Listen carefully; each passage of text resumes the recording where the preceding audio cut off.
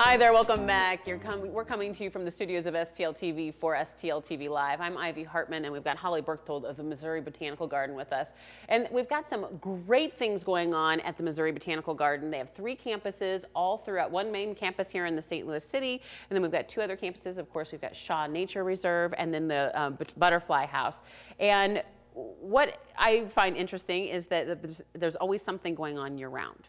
Oh, so it's not like a winter months where everything else is dead and dying. So what kind of things are going? What kind of things are in bloom, and what does it look like? What's the atmosphere like at the Missouri Botanical Garden's main campus right now? It's just absolutely beautiful. You know, there are walkways through the garden where you almost feel like you're in a little enchanted forest, and there are all of these bare bones of the garden and these tree trunks that are really black and glossy. And when it snowed a couple weeks ago, it was just dramatic. I mean, it looked like any postcard picture. Oh. It was just absolutely stunning. And then the architecture and the hardscaping and some of these things that, you know, in the summertime, the flowers are gorgeous and they definitely take center stage. But right now it's more of a kind of a contemplative, quiet, peaceful, Zen-like experience almost. And then you go indoors into the climatron, and again, you've got a really lush experience of waterfalls and greenery, and there, I mean, it's a pretty big place in there. Right. You've got birds that are flying through. We even have little quail that live in there. So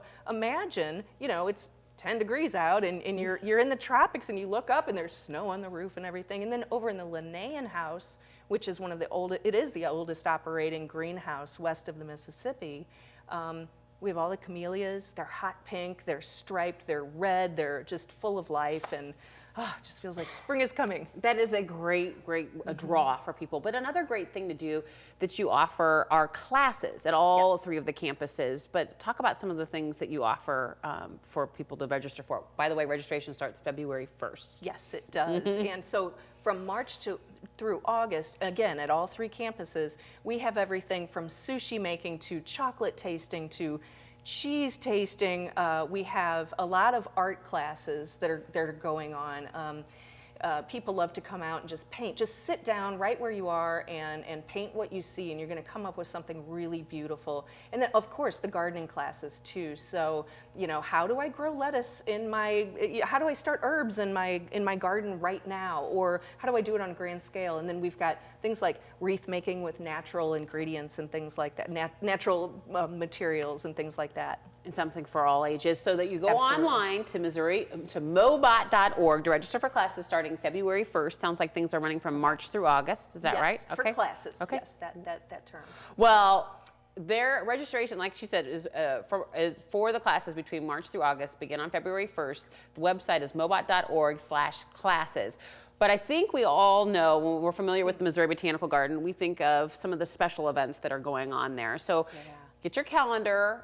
Holly, highlight some of the things that are coming up for us so that we can make sure we put them on our calendar and not miss them. I know. Where to start? Even as soon as the last weekend in February, we've got some events with Sugared and Spice, where, you know, you've seen the cake makers on the cable cooking shows, and they come up with these great big gorgeous cakes, and they're just, and that's one Saturday afternoon. So that's stunning to go see.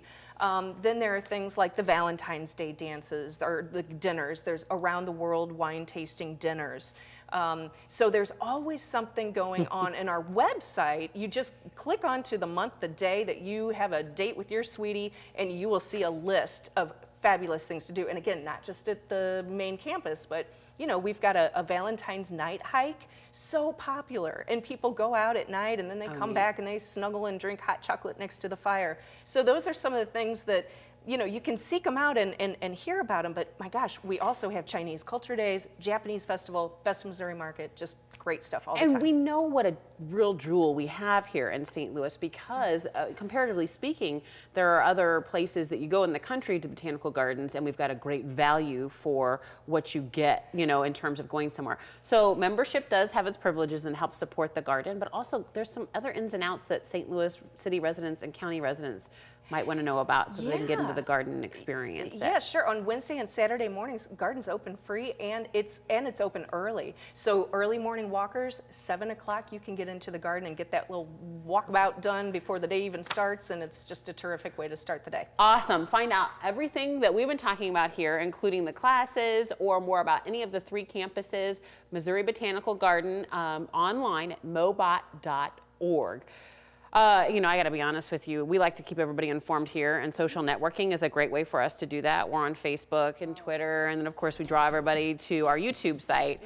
And so I know that you've talked about all the upcoming events. You guys probably use social media as well. We do, and one of the things that I like to do is say, what's in bloom? You know, if you're going to come down today, I want to know, what can I see? Snowdrops are in bloom today, so I just Facebooked that a little bit earlier today. Which hazel's in bloom? I got it out there, and boy, people are, where is it? And we have it here too for you. So stay tuned to STL TV Live, because next up we'll find out how one man here in St. Louis is not painting our city red, but turning it green. We'll be right back with more here on STL TV Live right after this.